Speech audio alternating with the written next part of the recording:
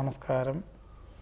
പൂരോരുട്ടാതി നക്ഷത്ര ജനിച്ചവർക്ക് കഴിവുകൾക്കും പ്രയത്നങ്ങൾക്കും അംഗീകാരവും അതിലുപരി പ്രോത്സാഹനവും വന്നു ചേരുവാനിടയുണ്ട്. സങ്കീർണമായിട്ടുള്ള പ്രശ്നങ്ങൾക്ക് ശാശ്വത പരിഹാരം കണ്ടെത്തുവാൻ സാധിക്കും. സഹായ മനസ്ഥിതിയോടുകൂടി ചെയ്യുന്ന കാര്യങ്ങളെല്ലാം ഫലപ്രാപ്തി നേടും.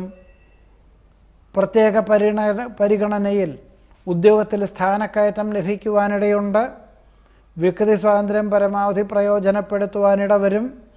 വ്യാപാര വിപണന വിതരണ മേഖലകളിൽ നിന്നും സാമ്പത്തിക പുരോഗതിക്ക് യോഗം കാണുന്നു.